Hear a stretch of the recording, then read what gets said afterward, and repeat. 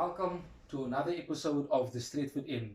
And on a day where we're playing Europa League football once again, where we potentially are going through to the next round, I am joined once again by the Man United man, James Johnson. How are you today? Hi, good afternoon. I'm good, thank you. And you?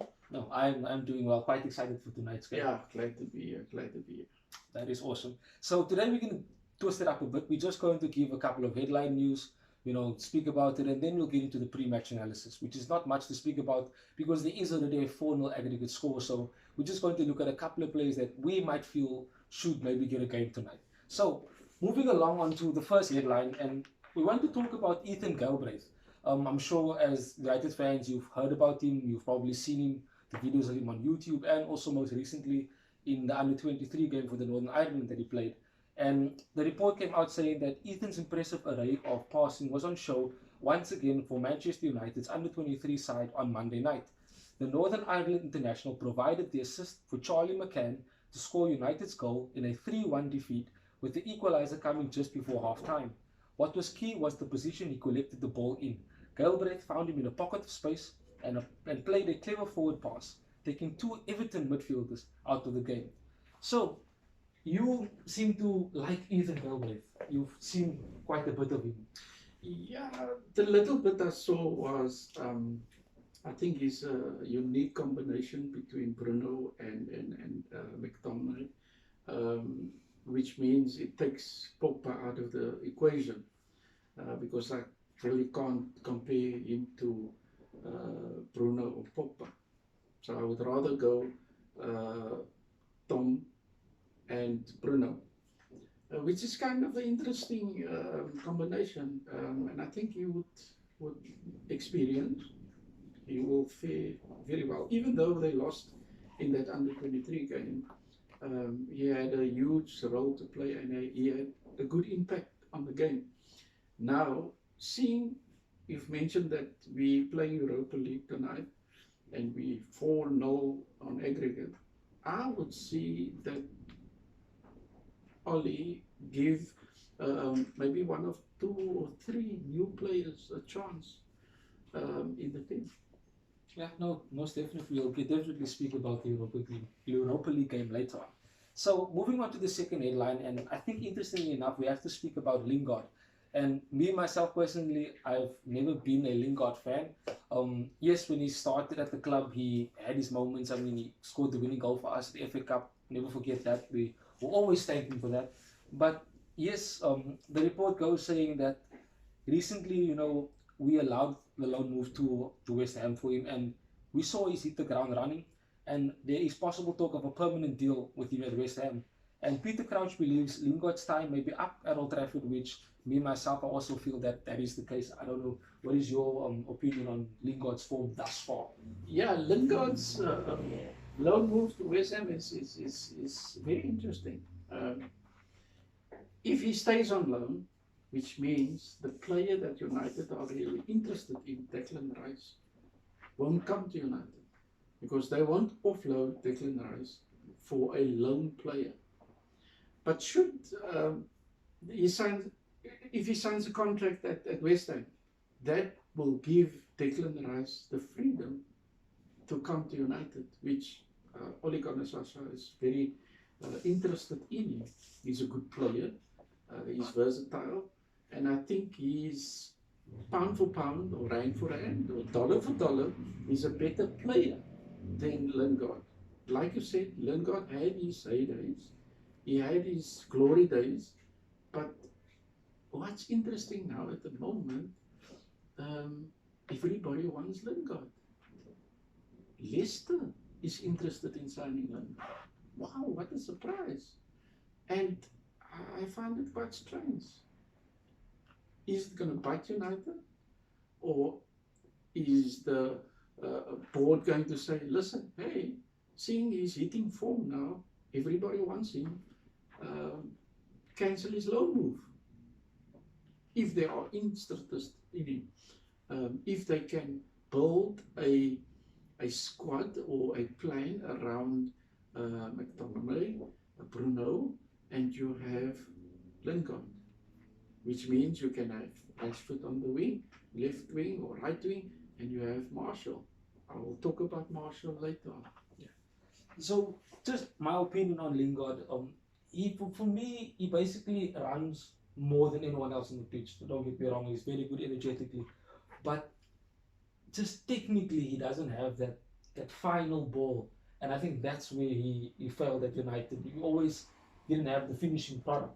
So moving along on to the third headline, and you mentioned Martial, and just on what Alan Shearer said, he said that Martial lacks hunger and his desire to improve at Manchester United, and his goal tally and needs to be sold, and we can buy a better player.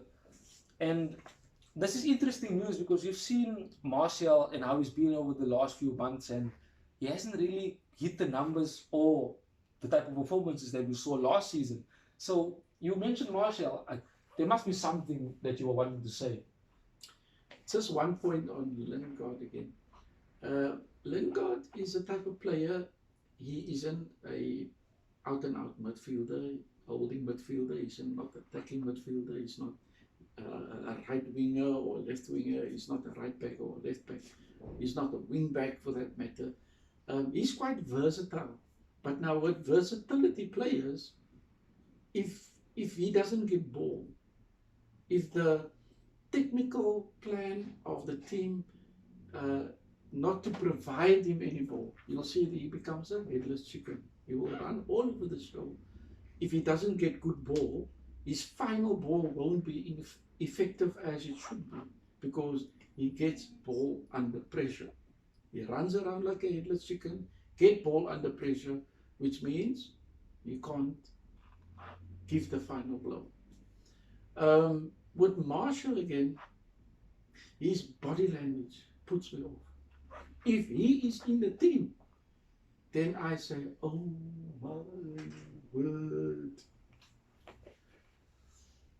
However, sometimes he surprises you.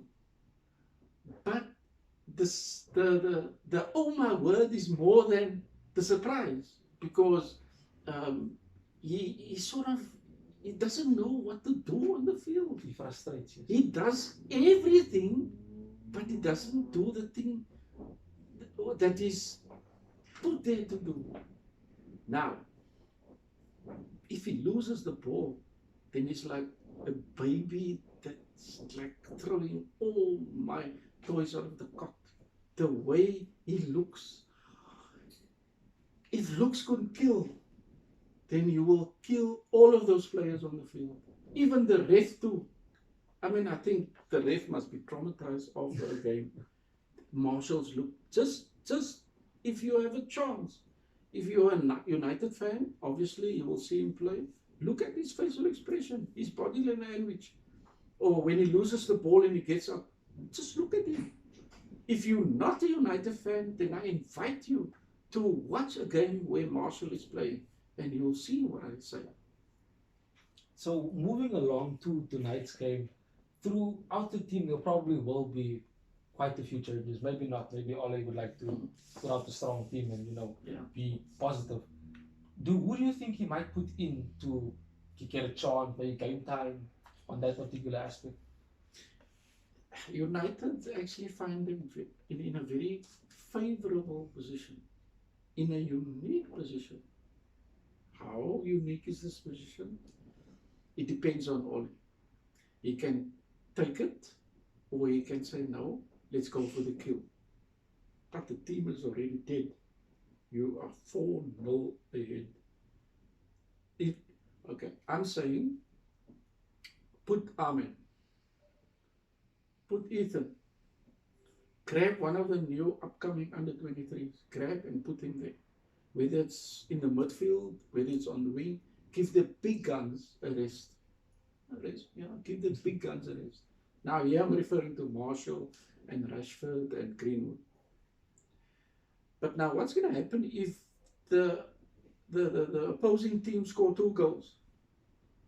Nothing is lost here. You can still put on your big guns to sort of contain the pressure, to sort of contain the attack. But what have you done in the process? You have given new players, under 23 players, a chance to shine. Not to shine, because you can't shine in a half an hour. A chance for experience. Whether it's the Premier League, and here we talk about Europa League. Much more impotence. Right? Just think and imagine how will those players feel.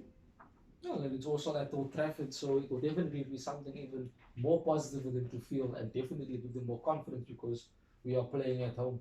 So we're Agree. definitely looking forward to the game tonight, and I definitely hope that we get a win and we will enjoy the game tonight. But that is it from me and James, and thank you very much for joining us today. And that is it from the Stretford End. Me, your host, Sergeant Johnson. Till we meet again. Bye bye.